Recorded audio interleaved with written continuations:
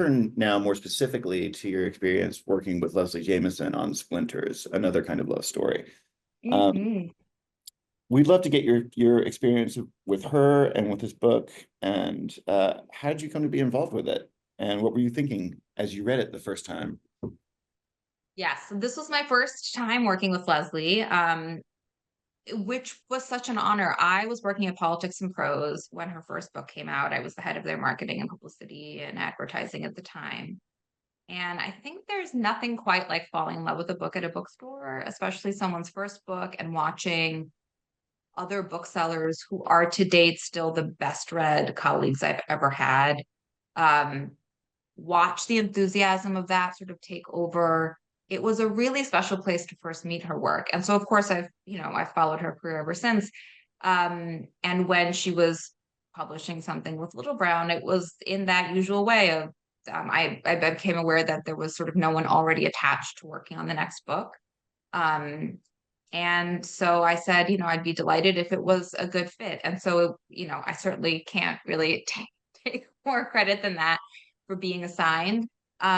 I will say, too, this is by no means a requirement. This is more an answer as a reader to your question about what did it feel like to read it. I have a 9-year-old. I live in Brooklyn. The start of her book put me back almost physically into what it was like to be postpartum in a way that 9 years is really long enough that you start to the visceralness of it. I had not realized I had lost. And she's such an incredible writer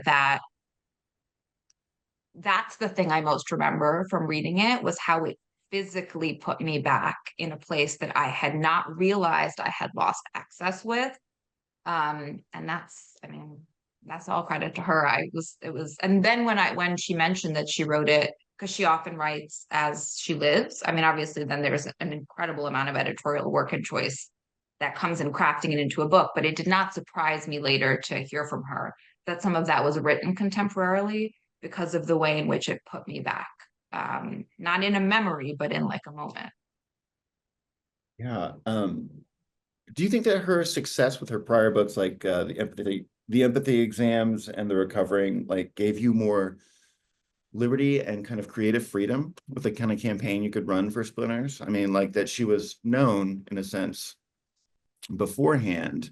Did that just free you up to do a lot of different things with the campaign that someone who didn't have quite that stature, you would have been more invested in trying to build that stature for them? Yeah, I think there's always every situation comes with its something that's easier and harder. So something I tell a debut writer is, you don't have to worry about a hit piece. Nobody probably is coming to write the like takedown of a person nobody's ever heard about, right? On the other hand, it certainly is the case that if you are lucky enough to join a team of someone who is established, award-winning, best-selling, et cetera, in the way that Leslie is, there are certain things that absolutely are easier. And my thought process with that is to never take them for granted, but to get them on board as quickly as we can so that we can always be doing the and of any campaign. So it isn't to assume that just because every other time she's been reviewed here, there, and everywhere, to not be super diligent about following up, because especially these days, as those slots are smaller, people are overworked. You don't want to miss it, because there were certain times things that if I didn't follow up quite a few times wouldn't have happened again, even though they had happened before.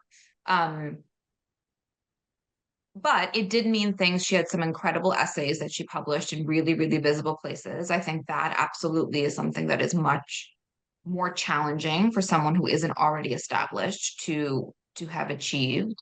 But it also meant that I was trying to be really aware that because she was known and this was a work that included some personal elements in addition to its literary elements, that I always want to bring the context of that to any opportunity that I bring her. Make sure that I'm aware of any negative experiences she might have had in the past with press, so that I'm not accidentally putting her in a position she's not aware of.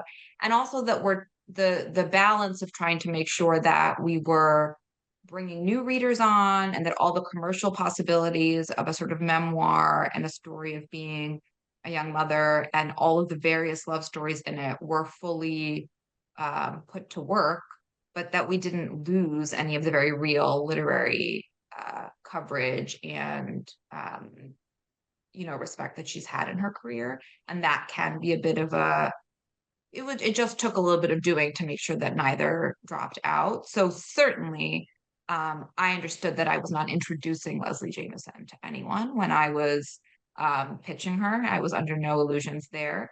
So it was about making sure that all the things that she should have could be confirmed, and then trying to imagine what would more look like and deliver that. Excellent. I mean, you you bring this up a little bit, but when we're thinking about that book in particular and like how often, how very vulnerable it is, how emotional it can be, how sad and wrenching at certain moments. There's certain limitations, of course, in that book on what she can say about former partners and et cetera. But there still a lot comes across that can be very difficult, even it's very bracing. Does that enter into the conversations you have with Leslie as you're kind of like working out the campaigns? Like what, how does that impact the way that you choose to publicize a book like that? Yeah, I'm always really the responsibility of my work is never lost on me, even though it can mean different things in different moments, but that's never lost on me. And very often, as much as some of that narrative building that I described earlier, it feels a little bit like fun looking into the pockets of people's life and coming up with the best anecdotes and marvels. Sometimes it is also figuring out the limits of what someone is comfortable sharing, because the truth of a book is different than what you necessarily want to share, almost always.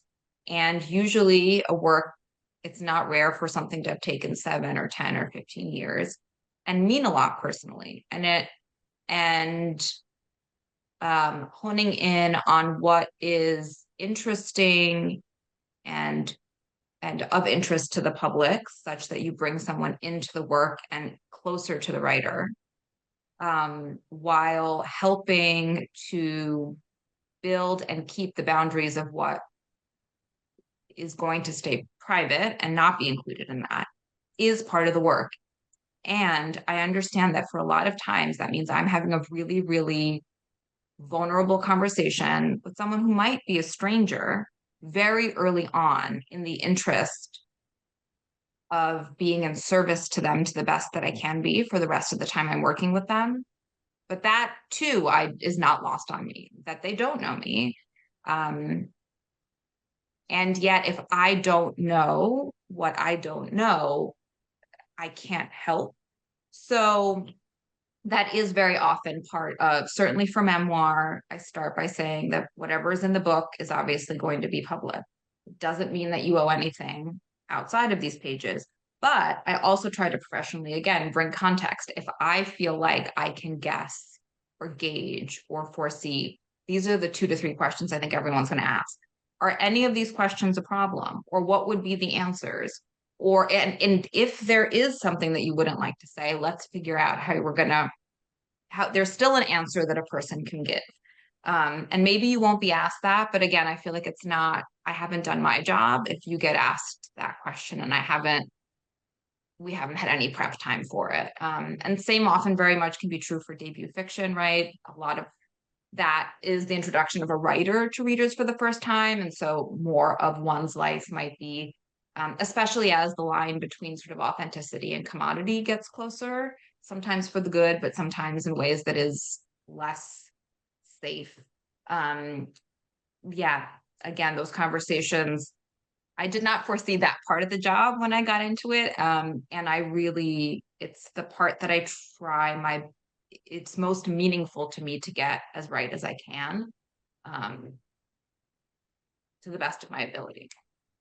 What are some of the more memorable moments in the Splinters kind of campaign for you? What are some times where you're like, ah, this is working exactly how it's supposed to, or this is just a fun event, or I mean, that review really came through for us. Take us back to a couple of those moments. I mean, Leslie was absolutely wonderful to work with. That whole team was so collaborative, creative. Everyone was really working well together, which again, I realize doesn't sound terribly glamorous, but makes such a difference to the amount of time that I spent with those folks. That was wonderful. The events were fantastic. I think Leslie is the New York Times profile, in a way, I think said this too. So I'm going to quote them rather than put it in my own words. But I think that piece spoke to how she sort of created a genre in a way. I mean, maybe genre is too big whatever a word, but she was the first of a certain kind of writer that many people of an entire generation, I think, got to experience. And her work in particular about what she chose to how she chose to speak about certain things and the import that they were able to have is incredibly personally meaningful in a lot of very specific ways, and also sometimes across all the subjects she's ever covered to her readers. So being in the room where readers got to have that particular moment of saying whatever personal I statement that they did say was really, really powerful. It is the best version of reading for those of us who fell in love with it, and probably at some point and along the way, it's why we ended up here.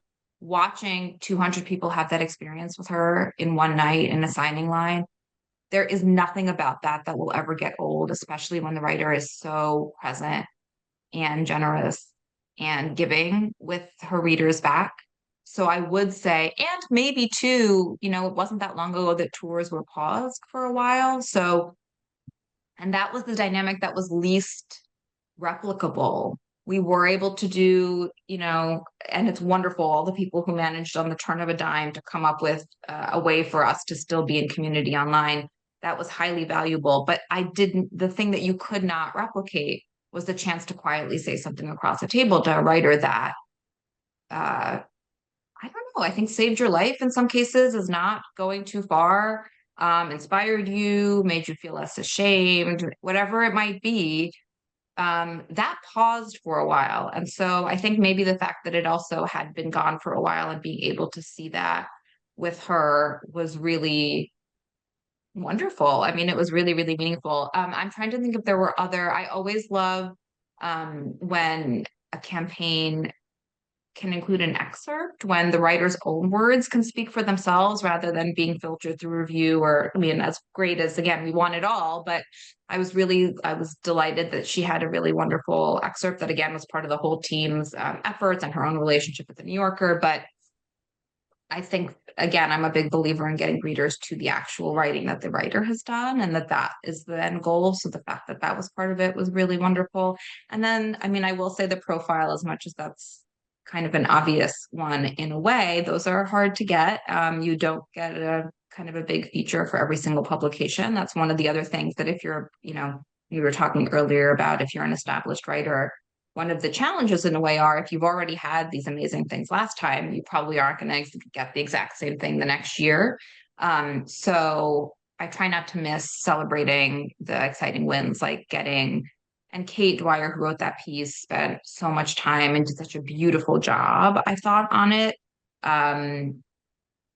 That's when, I mean, I'll always celebrate when that works out. So that was nice.